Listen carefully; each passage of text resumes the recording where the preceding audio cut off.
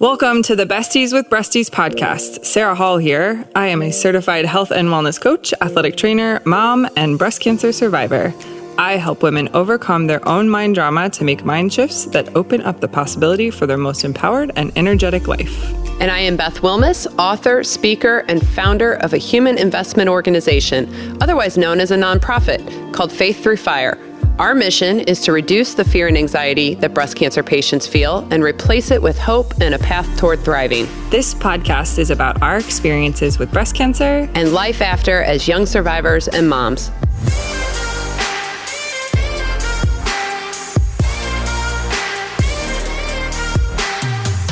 Okay, so let's tell everybody what we're doing today. I want to introduce our guest. I'm really excited. Dr. Becky Lynn is joining us today. She is the founder and CEO of Evora Women's Health, which is a full-service women's wellness and gynecology practice.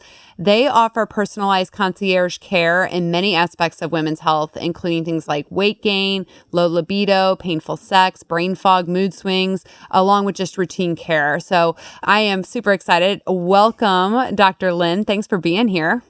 Thank you so much for having me. Yeah. So let's tell everybody what we're going to talk about today. Yeah. So we're going to continue on with our kind of menopausal hysterectomy surgery decision series that we're doing here. We're going to talk about some of the most common complaints Dr. Lynn hears when it comes to women in menopause. Yeah. Yep. We're going to talk about the difference between chemical menopause, surgical menopause, and then natural menopause, and maybe some of the things that can help with that. And then we're going to wrap up with how to talk to your doctor about the symptoms you're experiencing, as well as how to get in touch with Dr. Lynn if you need to for some personalized care. That's right. But before we jump in, let's hear from our first sponsor. Hair loss is consistently ranked as one of the most feared side effects of chemotherapy treatment. The emotional impact chemo hair loss can have on patients has been well documented. Scalp cooling is a simple treatment that can prevent hair loss caused by certain chemotherapy drugs. The use of scalp cooling is proven to be effective in preventing chemotherapy-induced alopecia and can result in people retaining much of their hair. Paxman is the global leader in scalp cooling. Their cold cap is scientifically proven to reduce hair loss during chemotherapy. If you are facing cancer treatment and concerned about losing your hair, ask your provider about scalp cooling and visit our website at www.coldcap.com. And we're back. Okay, Dr. Lynn, so let's talk about menopause and the women that come to see you. What are the most common complaints that you hear? You know, the thing with menopause is I think that we all think it's just hot flashes and night sweats, but it's really a constellation of symptoms that happen due to declining estrogen and other hormone levels.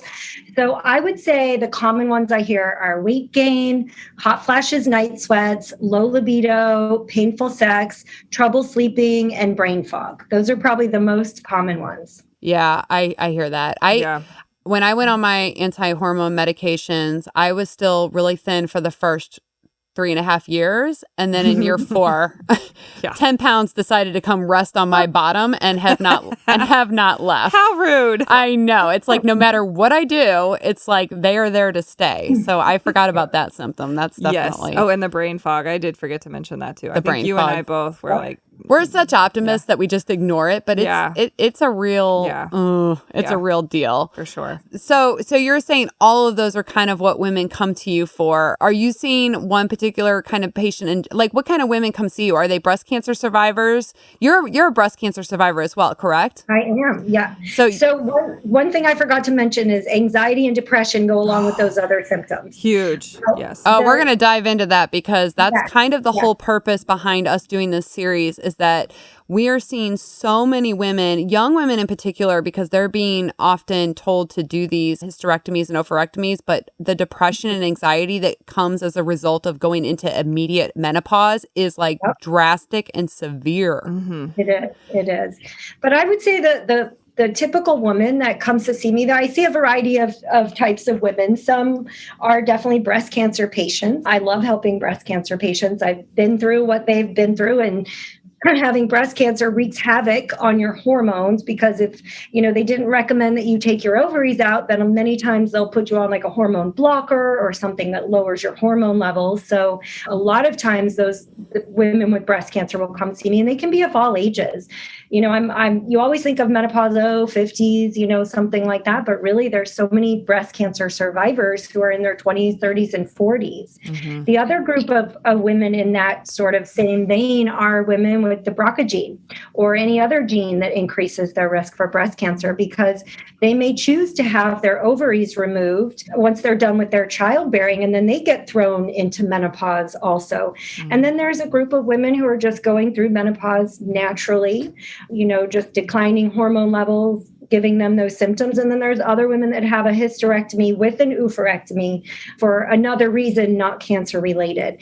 And the thing with menopause that I do want to clarify is that when you take somebody's uterus out, it doesn't throw you into menopause. Mm-hmm. Because the uterus isn't making any hormones. But when you take somebody's ovaries out, and the ovaries are the organs that make estrogen, progesterone, and testosterone, you throw them into immediate menopause. Right. Do you feel, I didn't realize until I had breast cancer and then subsequently had menopausal symptoms, I really couldn't believe that this isn't talked about more. Mm-hmm. That women aren't kind of clamoring for more support and help in these things. Like because young breast cancer survivors that we deal with at Faith Through Fire, they'll put up with a lot of BS with breast cancer, but when it starts affecting their sex life or their quality of life with their emotional state, they're like, whoa, pump the brakes. Like, I'm not okay with this. Yeah. But I've noticed that some women have like such a hard time discussing openly these symptoms and how it's impacting their quality of life. And I mean, I guess when they're coming to you, they're not feeling that way, but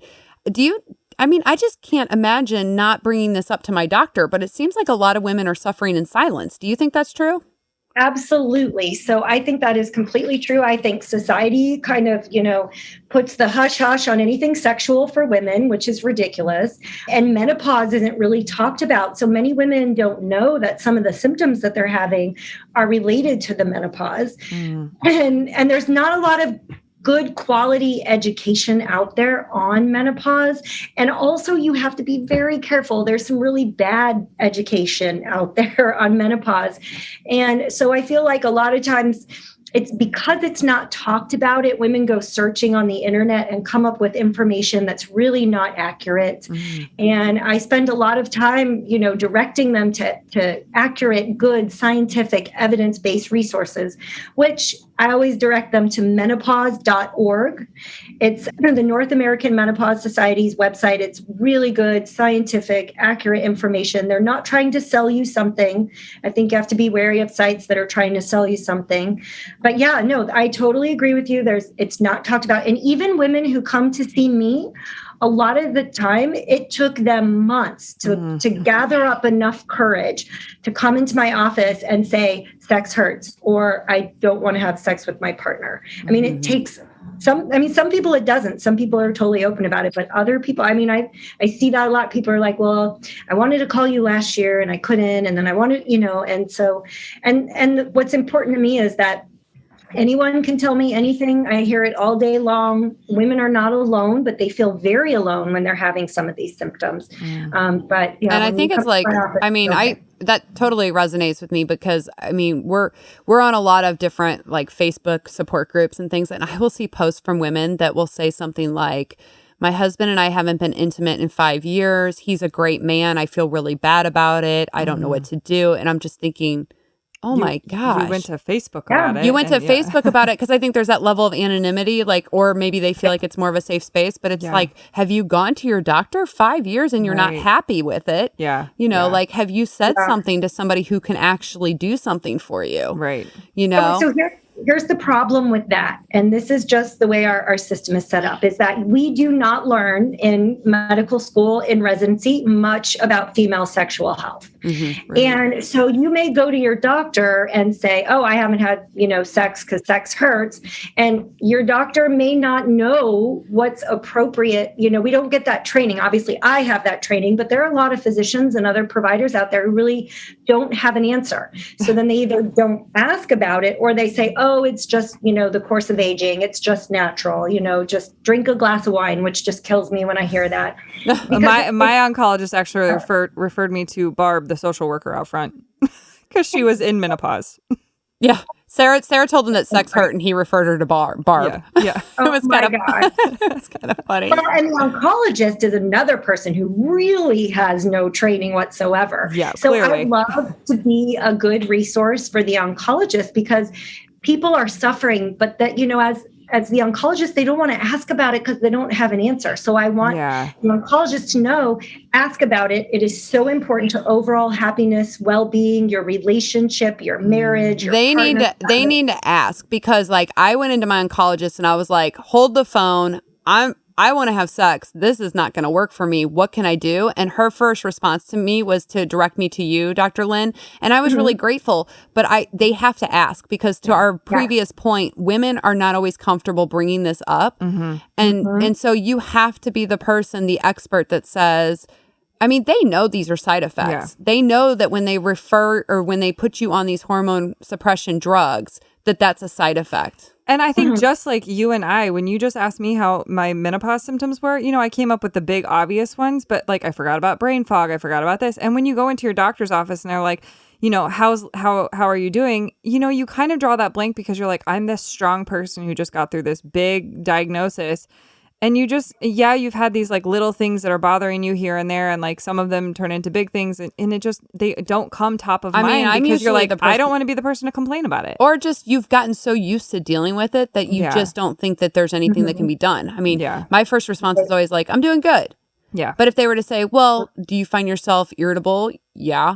Do you find yourself, waking up in hot sweats? Yeah. Do you find intercourse painful? Yeah. Yeah. Here's Becky Lynn's number. Right. Yeah. Right. Exactly. And one thing I do want to add is that, you said people think that nothing can be done. So I will have women come here and say well, I haven't been, I heard about it. I didn't want to come because I didn't think there was anything that could be done. And they're floored when I give them several options to fix painful sex and several options to improve their libido. They're like, oh, I didn't even know that. Because And I noticed myself doing that as a patient myself, is I'm like, oh, I'm not going to go see that person because there's nothing that they could, and the other thing is, especially breast cancer patients, they think the only treatment is hormonal and that they just can't do hormones. And that's not necessarily the case either. There are things that you can do that are not hormones to help with painful sex and low libido. Yeah. Well, before I want to kind of get into severity of symptoms and the differences that we see in various types of patients. But before we do that, you guys want to do boobs in the news? Dr. Lynn, you want to do boobs in the news with us? Sure. So boobs in the news is where we read funny tweets from real people or ridiculous news stories. Boobs in the news, boobs in the news, boobs in the news. All right. So this is how not to fly under the radar. Okay. There's a 50-year-old guy named Mark who's been on the run from authorities in Italy for 7 years. What did he do? He was busted for trafficking cocaine. Okay. For the mafia. Oh, ooh. Big deal. Yeah. Okay. It turns out Mark has been hiding out in the Dominican Republic, and he blew his cover when he decided to host a YouTube channel showing off his Italian cooking skills. Stop it. Oh my Drug God. trader, also Italian cook. He didn't show his face during the videos, but he also had several distinctive tattoos that tipped off law enforcement. He was then arrested. Oh. I love this line. I guess no one can resist the temptation of becoming a YouTube celebrity. Oh my gosh. What a boob. What a goober. Yeah. That's ridiculous. So funny. Way to go, Mark. Yeah, right. But I bet your cooking is delicious. Yeah. From jail. Well, he's a multifaceted individual, right? Yes. Cocaine mule / expert Italian chef. Right. Yeah. Yeah. Forget it. Unbelievable. Boobs in the news, boobs in the news, boobs in the news. All right. And we're back. So, Dr. Lynn, I'm really curious about the different types of menopause and if you see differences. So, for example, whether you see differences in women who choose surgical menopause by having their ovaries removed, or if they're in chemical menopause like Sarah and I are from ovarian suppression shots and then our aromatase inhibitors, and then versus maybe somebody that's just naturally kind of transitioning into menopause. Do you see differences in those patients, like in terms of the severity of their symptoms? Yeah, I would say the most severe symptoms happen with the surgical menopause, where it's just absolute abrupt cessation of hormones. They just take them all out. I was going to say this really quick because we had always thought that because, and actually we've talked to patients who have said that their doctors are like, well, we've already suppressed your ovaries with a shot and you're just getting them removed. You've already done menopause. Like it's going to be exactly the same as the ovarian suppression shot. And so they think they're signing up for basically what they've already kind of adjusted to. And it's not that way at all. Yeah. I would say the ovarian suppression shot is a close second, but I would say not as severe as that, abrupt surgical menopause. What do you feel like is one of the most standout-ish when somebody does choose to do an oophorectomy or hysterectomy total? Like what's the standout symptom? Yeah, what's the standout symptom? Like is it, because we see a lot of anxiety and depression. I'm curious if you see the same. That is very true. Yeah, anxiety and depression. And that's something we don't always think about. But definitely, I see that. I think the biggest thing I see with surgical menopause, that was like hot flashes, night sweats. And then the other thing I see, which comes to mind, is in those young breast cancer patients or BRCA gene or some of the other genes that cause breast cancer. Like nobody told them their libido was going to go away. If it's not in the setting of cancer, and somebody's having their ovaries out, it's not just estrogen replacement, but testosterone as well. And if it's not in the setting of cancer, you need that estrogen, especially if you're a younger person, to protect your bones, to protect your heart, to decrease your risk of heart disease, to keep your skin soft, your brain healthy. I mean, there's so many benefits to hormones in general. Right. We talk about that a lot. Is it safe so we don't have testosterone replacement for women right now? That's what, on label usage? Correct. But there's off label usage. You're just saying that it, depending on what that is, it can either be detrimental or potentially helpful. Yeah, so there have been published in the last couple years some really good guidelines for practitioners that were published. They were papers that were done by North American Menopause Society, the International Menopause Society, the International Society for the Study of Women's Sexual Health, that looked at all the data we have on the safety and efficacy of testosterone, and they came up with their recommendations. And what they recommend is that if women are going to use testosterone, that it be used for low libido, that there's the most data out there on low libido, and that testosterone works, and that it's safe in the short term. And they recommend that you use a product that is made for men, but you just use 1/10 of the dose. But if you have estrogen receptor positive or ERPR positive, in my opinion, you should not use hormones. And that includes testosterone, because testosterone gets converted to estrogen in the body. Okay. So what options exist for somebody with low libido if they're estrogen positive or progesterone positive? Yeah, so libido is super complex, but there are things that you can do. There are 2 medicines that are on the market. They are for premenopausal women with low libido. That's not due to something else. But I've used them off-label in my breast cancer patients because they're non-hormonal and they work. They work in a different way. The other thing about libido, those 2 medicines, by the way, are Addie's the brand name, it's flibanserin, and then there's Vyleesi, which is bremelanotide. That's very off-label use here. How do they ever come up with these names? That's what I want to know. I can't even pronounce that. I don't know. I'm taking that. The greatest drug name I can think of is Imvexi, because it sounds like I'm sexy. Oh. And it's a vaginal hormone. But honestly, what I didn't know, I found this out a couple of years ago, that whatever name the drug company picks, they have to get it approved by the FDA. So they can't just pick anything. Oh. But somehow Imvexi got through, and I think it's genius. Yeah. But anyway, the other thing I was going to say about libido is it has to do with your relationship. Even the best of relationships can have communication problems. If you have anxiety and depression, libido is the first thing to go, right? If you're just feeling down, you're unmotivated, you're sad, you're not going to want to have sex. So, what the way that I look at it is we want to focus on everything that's contributing, not just the loss of hormones. So we want to sort of tune up, make sure that you're feeling better and that you're working through the anxiety and depression. Some people gain weight, and so they don't feel attractive. So then they're not comfortable in their own skin, so they don't want to share their body with anybody else. I think that sex for women, this is me just saying what I think, but I think sex for women is 90% mental. It's like the game of golf. I just think it's... I 100% agree with your 90%. Yes. Yeah, 90%. Okay, 90% of sex for women is completely mental. Yeah. And if you don't work through all that stuff, you are never going to want to have sex. And I have met so many women who were struggling in their sex life before they got breast cancer because of that mental component. Yep. So it's easy to kind of hang all of it on, oh, I've had breast cancer and now I'm on these meds. And there is, I mean, that's legit. But I still think it's mostly in our heads. I really do. And I would get mad if a male doctor told me that. Yeah. But it's okay when you say it. No, it's like it's like when my husband used to say, like, are you on your cycle? Why are you asking me that? Yeah. Right? They can't say it, but I can say it. I think a lot of it is emotionally based. Yeah. Yeah. For sure. So I think that's that holistic approach of both products, but also working through your stuff is pretty important. key. Importante. All right. So before we go on and talk about kind of quality of life and how you can talk to your doctors, let's hear from our second sponsor. SSM Health is a proud sponsor of the Besties with Breasties podcast. 1 in 8 women will be diagnosed with breast cancer during their lifetime. Early detection is key, and keeping up to date on yearly mammograms could be life-saving. At SSM Health, we offer patients in the St. Louis area online scheduling for mammograms, including next-day appointments. Visit ssmhealth.com/schedule-mam to make your appointment now. And we are back. So, Dr. Becky Lynn, I really want to hear from you about how you think doctors could set patients up to have a more successful menopause.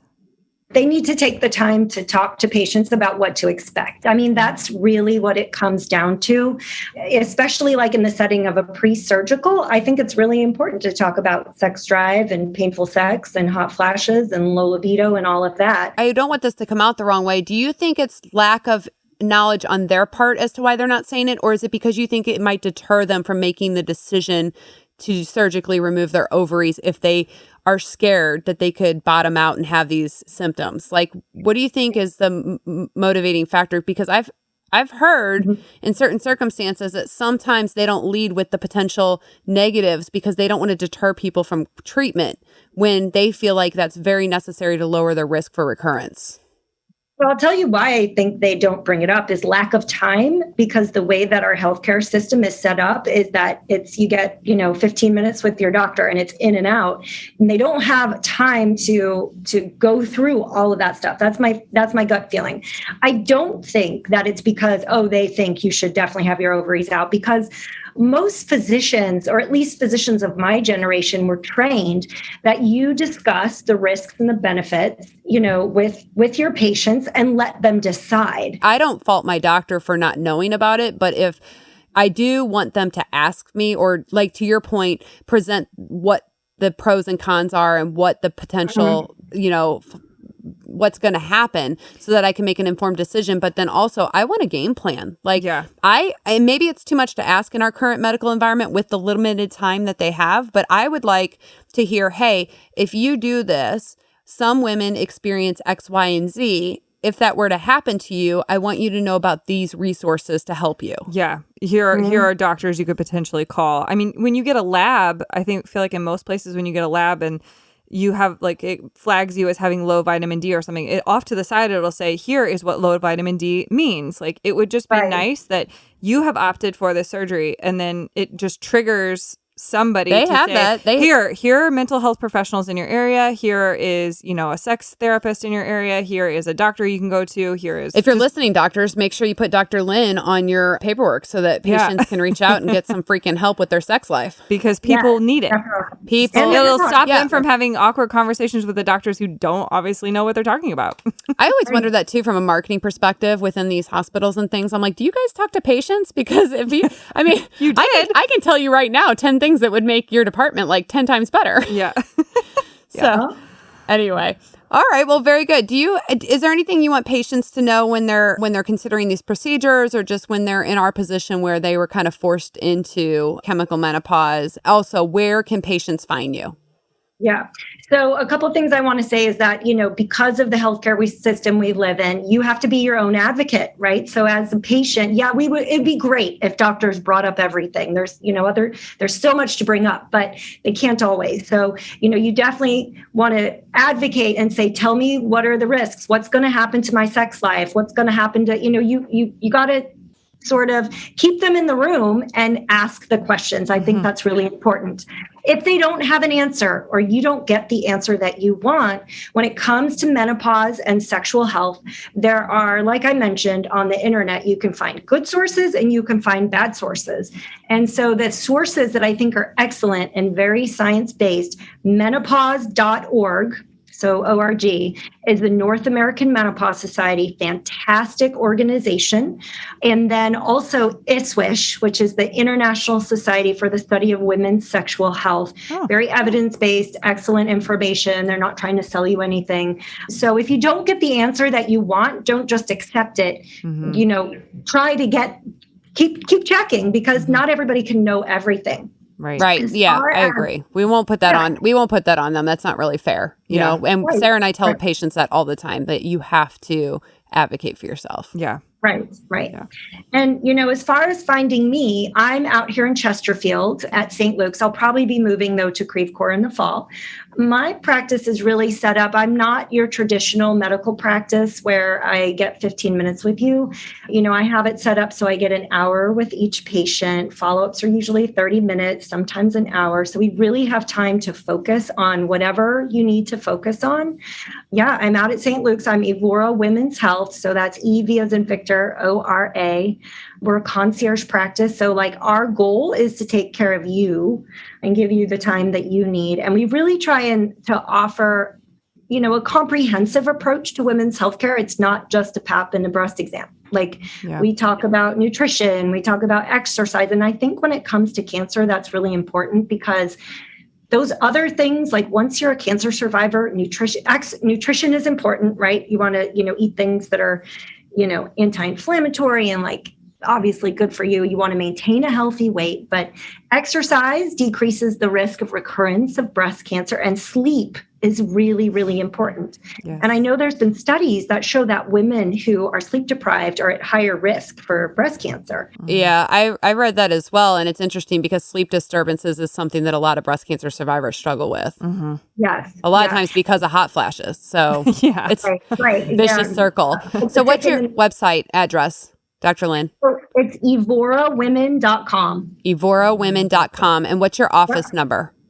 It's 314-934-0551. Awesome. Well, thank you for taking time to talk to us about this important issue. Keep up the good work, because we need more doctors like you that are prioritizing women's health and women's sexual health. So thank you so much. Yeah. Oh, you're welcome. Thanks so much for having me. I love doing this. In the next episode, we are going to hear from several women. We've got a few women who are coming on to share their story about hysterectomies and oophorectomies. Until next time. Tune in to listen. We'll see you guys. Bye. If you are a breast cancer survivor and you love Besties with Breasties, make sure you join our survivorship support network at faiththroughfire.org to gain access to exclusive episodes that are ad-free and uncensored.